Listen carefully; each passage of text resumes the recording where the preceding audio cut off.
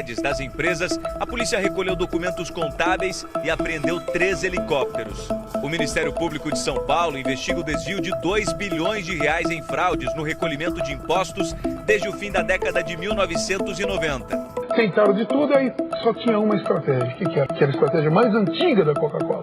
Que é o quê? Matar a concorrência, estrangular a concorrência, liquidar a concorrência. Brasileiro não tem medo de estrangeiro. Estão me prendendo por uma empresa que não é minha. Eu tô aqui preso pela Coca-Cola. O Dolinho é o seu amiguinho, mas e se eu te dissesse que por trás desse bonequinho verde existe uma história cheia de corrupção, prisões e acusações pesadíssimas? A Dolly, que muita gente conheceu pelos comerciais bizarros e pelo jeitão brasileiro raiz, virou notícia novamente e não foi por lançar um novo sabor. O dono da marca, o Laerte Codogno, ele foi condenado a mais de 11 anos de prisão por corrupção ativa, falsificação de documentos e crime ambiental. Mas calma, isso é só a ponta do iceberg. A marca já enfrentou acusações de sonegação bilionária, teve fábricas fechadas, entrou em guerra com a Coca-Cola e até hoje diz que tudo não passa de perseguição das grandes multinacionais. Será que o Dolinho é só uma mascote fofa ou estamos falando de um dos maiores escândalos corporativos do Brasil disfarçado de refrigerante barato? No vídeo de hoje você vai conhecer o lado obscuro da Dolly. Uma história que mistura marketing, poder, justiça e muita treta. Eu sou o Marcelo Milos e depois a vinheta eu te conto.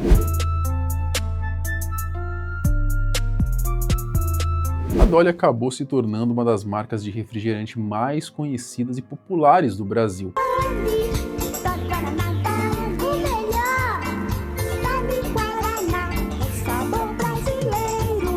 Ela foi originalmente fundada em 1987 pelo empresário Laerte Codogno, tendo a sua principal sede localizada na cidade de Diadema, em São Paulo.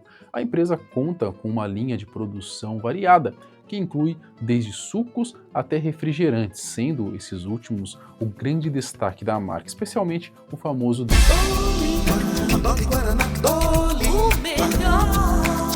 Para quem não sabe, a Dolly foi pioneira no Brasil ao lançar o primeiro refrigerante diet do país. Isso aconteceu já na época da fundação.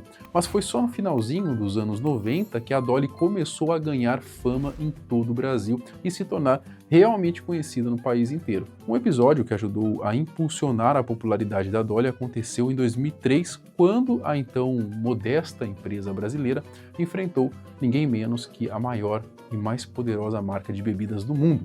Esse episódio foi conhecido como o caso Coca-Cola versus Dolly. Tudo começou quando o dono da Dolly resolveu bater de frente com a gigante americana, acusando a Coca-Cola de praticar concorrência desleal, sonegar impostos e até a utilizar folhas de coca na fórmula do seu principal refrigerante. As acusações foram tão ousadas que ele chegou a lançar a frase de impacto: "Brasileiro não tem medo de estrangeiro", reforçando a ideia de que uma empresa nacional podia sim enfrentar uma multinacional.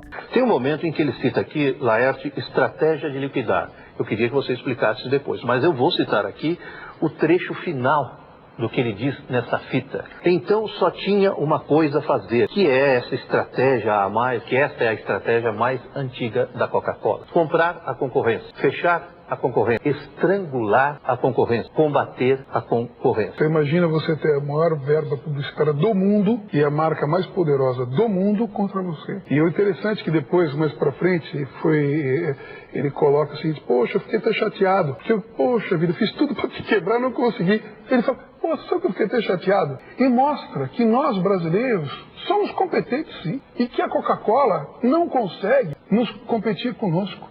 Que muita gente às vezes imagina, esse é produto brasileiro. Não, o produto brasileiro é melhor do que os outros. A competência do brasileiro às vezes é melhor do que os outros. E a prova é essa, eles mesmos falam que eles não conseguiram fazer nada. Está tendo prejuízo, não sabiam mais o que fazer, tentaram de tudo, aí só tinha uma estratégia. O que era? Que era a estratégia mais antiga da Coca-Cola. Que é o quê? Matar a concorrência, estrangular a concorrência, liquidar a concorrência.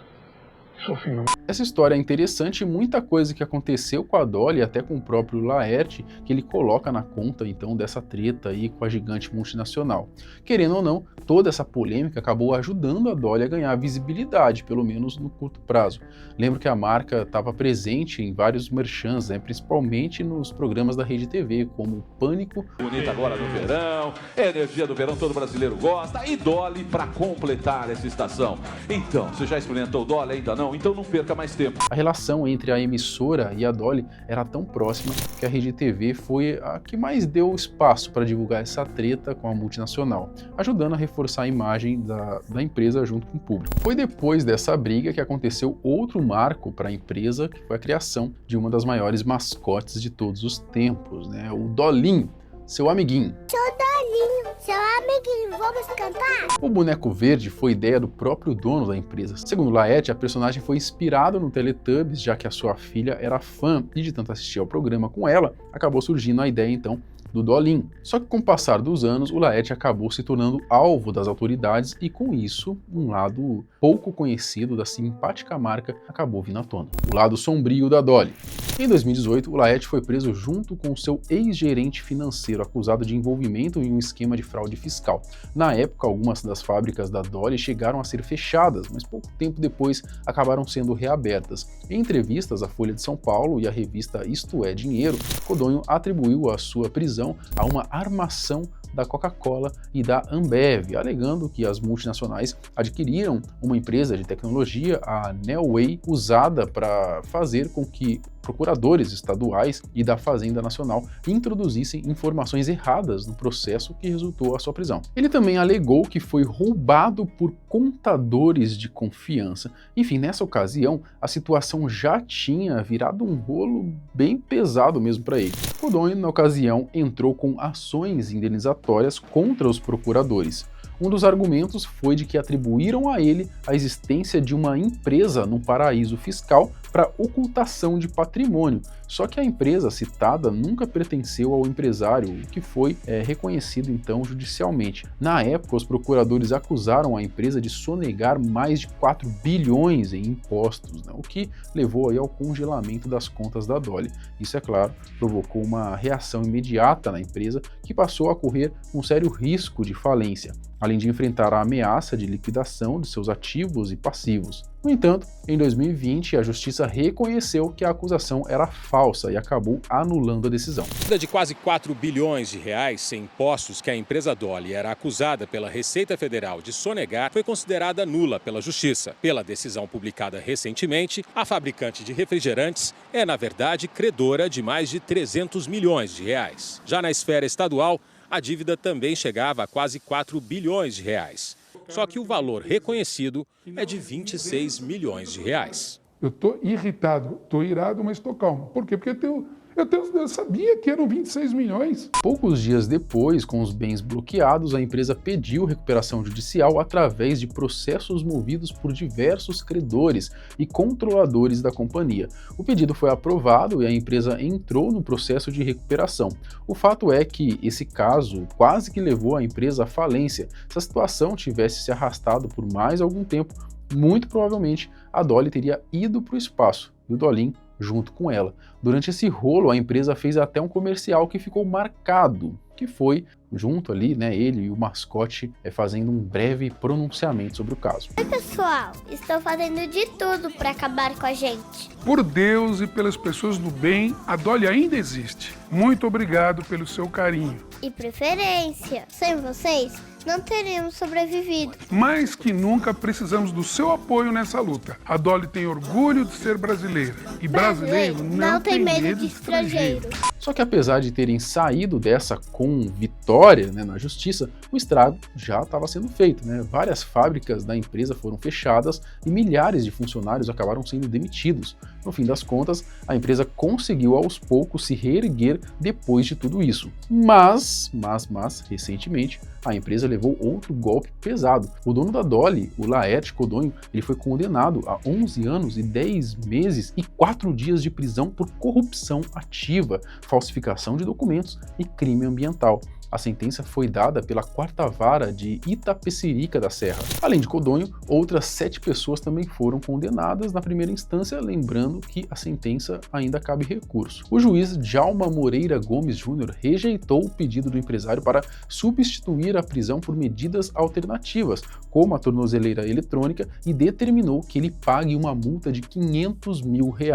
Essa denúncia do Ministério Público contra o Laerte foi recebida pelo Tribunal de Justiça de São Paulo em abril de 2019 e o caso envolve aí danos ambientais causados por sua empresa, a Stockbank, e um terreno localizado aí na rodovia Regis Bittencourt, em São Lourenço da Serra. O terreno, de acordo com o processo, é uma área de preservação permanente e qualquer modificação no local exigiria aí a autorização ambiental responsável. Além disso, a acusação afirma ainda que Laerte Codonho teria oferecido subornos a servidores públicos para evitar punições pelo desmatamento da área. O processo menciona que os envolvidos no crime foram avisados com antecedência sobre uma operação policial na região, sendo orientados a suspender o desmatamento temporariamente. Ouvindo agora a defesa do Laerte, eles argumentam que o processo deve ser anulado por violação dos direitos do acusado e por falta de evidências sobre a sua participação nos crimes. Segundo os advogados, as acusações são baseadas em uma abordagem genérica e não comprovam a ligação de Laerte com os atos ilegais. A defesa já informou que vai recorrer da sentença e acredita que o Tribunal de Justiça de São Paulo deve revisar a condenação. Segundo os advogados de Laerte, a acusação de falsificação de documentos seria indevida, já que a perícia grafotécnica não comprovou que ele fosse mesmo, então, o autor das assinaturas. Eles também contestam a acusação de crime ambiental, afirmando que as obras no terreno estavam devidamente autorizadas em andamento aí com o aval do Ministério Público. Já o Laerte Codonho disse recentemente que ele irá contestar a sentença e explicou os pontos do porquê é inocente. Segundo ele, quando adquiriu o imóvel já havia autorização para a exploração de uma lavra de água e, na mesma escritura, também estava permitida a construção do galpão para a produção de água mineral. Codonho afirmou que, ao comprar a propriedade, a CETESB já havia emitido uma pré-autorização para o ato. Nós compramos um terreno em São Lourenço da Serra, isso em 2013 e 2014, como você tem os documentos, a escritura fala que está autorizado a implantar uma indústria de água mineral, uma lavra, e autorizado a fazer um galpão. Então, nada foi feito irregularmente. Sobre as acusações de falsificação de documentos, o empresário questionou a decisão judicial, afirmando que as assinaturas presentes no documento não eram suas. De acordo com ele, um laudo grafotécnico solicitado pelo juiz responsável pela sentença confirmou que a assinatura não era dele, chamando a situação de absurda. Nós pedimos um exame grafotécnico porque eu disse que aquela assinatura não era minha. Foi feito o exame com autorização desse juiz. E mesmo assim eu estou sendo condenado. O empresário também mencionou que obteve permissão da comarca de Itapecerica para acelerar a conclusão aí das obras e que a própria justiça havia confirmado que tudo estava em ordem para finalizar a construção. Mas, mesmo assim, ele foi condenado por crime ambiental. Por outro lado, eu tenho na mesma comarca o juízo civil falando para eu concluir logo a obra.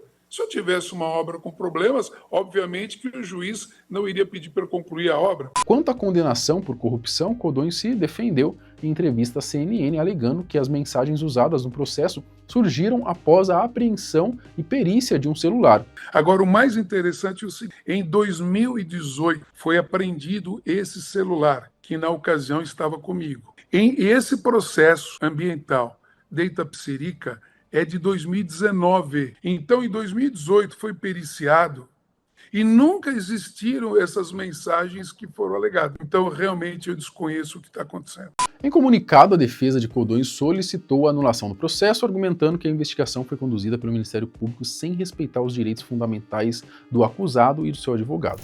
Enfim, pelo jeito, esse caso ainda vai longe e só o tempo vai dizer se Laerte vai conseguir sair dessa mais uma vez como inocente ou se dessa vez a coisa vai realmente pegar mal aí pro lado dele, pro lado do Dolinho. Bom, no final das contas, quem diria que por trás do seu amiguinho existia tanto BO, não é? A Dolly pode até ter enfrentado gigantes, criado uma das mascotes mais icônicas da TV brasileira, mas também coleciona processos, prisões e tretas dignas de séries da Netflix. Será que o Dolinho vai visitar o Laerte na cadeia ou será que vem aí mais um comercial emocionado explicando tudo? Comenta aqui embaixo O que você acha disso? Quero saber a sua opinião. Até o próximo vídeo. Tchau.